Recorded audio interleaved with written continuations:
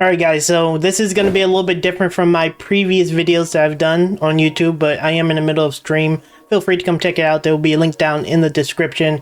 But I'm going to be doing a updated, perfected ENZO build. This is a build I've been working on for the better part of the last 2 weeks. But I wanted to show you guys the perfected version. Right now, Gluttony just released, and one of the core characters to defeating him right now is ENZO. You can use Glay, you can use a few other characters, but ENZO is really complementing them and making them do a lot more damage due to one of his buffs. That buff is called Supply Firearm Enhancer. This is a Transcendent mod that you can only get from Volts in the Vesper and the White Knight Glutch area. You have to do the Ultra Precision buffs, but this is Ultra Precision Volts rather. And this buff is giving some pretty insane benefits to anyone who picks up the buff, especially a Glay who has unlimited ammo with the right build. So as you can see here, we pick it up, we got enhanced rounds, and this gives a massive crit buff that makes pretty much that whole magazine do a ton of damage. You guys should be very familiar with this buff, you've probably seen it a lot, but this is the build that basically everyone is probably going to be using in the next couple of days, and I perfected his build. So let's quickly go over his modules because I do want to give you guys the build. So we do have Supply Firearm Enhancer. As I've said in previous videos, this one is a pretty integral thing. It's going to be important in the future, and as we're seeing with Gluttony now, it is very important for the super dungeons. This is also going to be very important because it gives so much damage for so little effort. You just pick it up. This one, the way that I farmed this one was I went to the Vespers and I jumped between this zone and this zone basically, and then there's the Volts here that could have Ultra Precision Volts. And then there's Volts in this little area here that can have Ultra Precision Volts. You have to open them. It's really hard to get. It's a pain in the ass, but you have to do what you got to do. Or you can combine from them, but I did not combine. I just went to these and did it this way. But let's quickly go over the updates because the build has changed just a little bit.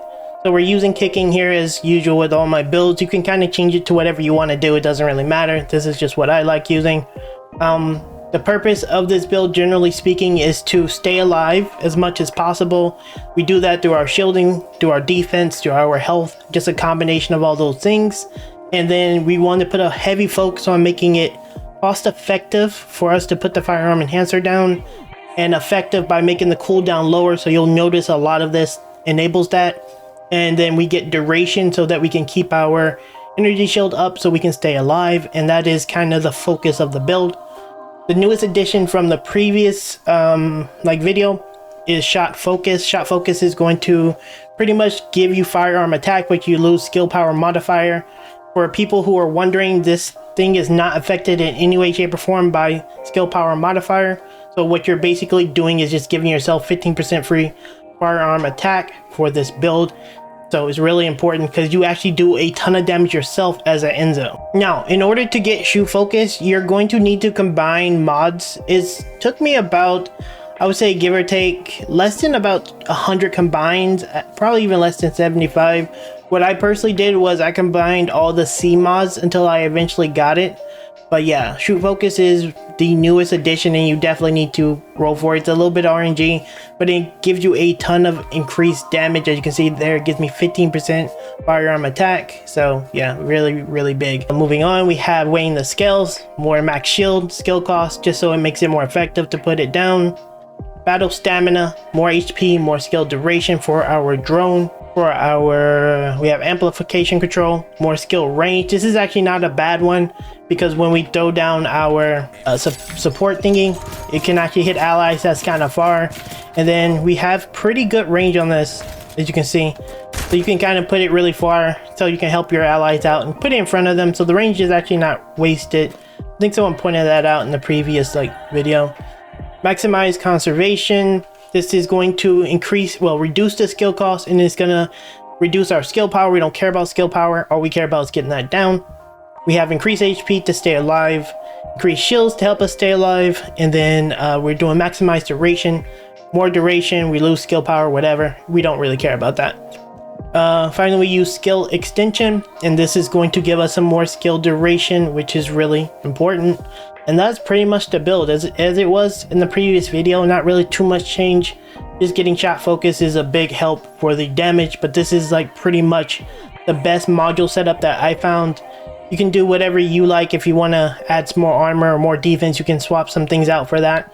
But I like having shield because shield is super important in my opinion on Enzo.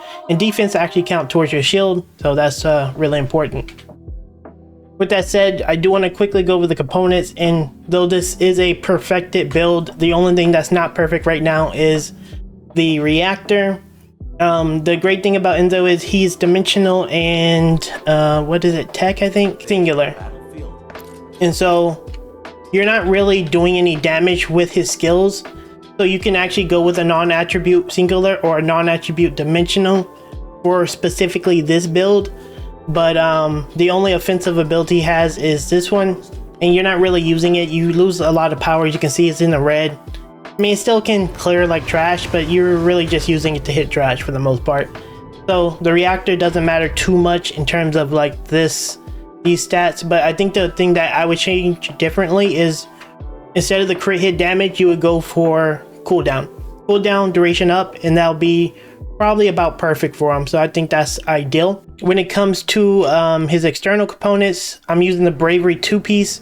I didn't really see the value in the 4-piece at all because, well, you don't really use custom resource and it doesn't matter. You could in theory go with the 2-piece annihilation because it gives duration. The 5% duration is probably impactful, but I think the most impactful thing to make this build feel better is getting the reactor with the cooldown. So that's really important. For this reactor, we got max shield, max HP, and fire resistance. I think those are really good stats because the resistance does go a little bit of a long way, so I like it. Others don't like resistances, but I always put them on every single one of my builds because I think it's valuable. For our shield enhancement sensor, we're using a max shield, max MP recovery in combat. That actually kind of helps sustain us so we can actually keep casting the spell. Mana is actually pretty tough for us, so this is going to help offset that. And then we got shield resistance once again because I like resistances. I went with a defense support memory because this has resistances and a ton of defense. Defense is going to affect your shield as well as your base HP, so this is really important. And then finally we got the other piece to the bravery. I do want better pieces. It is farmed from instructor, so it's a little annoying to get, but we did get a double max shield and toxin resistance, so pretty nice overall. But there's still a little bit of room for improvement, but the build is not going to get much better than this. So this is pretty much the overall build. I do not really want to talk about the weapons because we're going to be doing an Enduring Legacy specific build for you know, a video, but this is the updated video. Yeah, that's gonna be it for this one, guys. If you have any questions about Enzo, feel free to leave them down in the comments. Keep in mind I live stream over on Twitch and now on YouTube every single day, so would love to have you guys stop by. Don't forget to like as well as sub, and yeah, I'll see you guys in the next video very soon.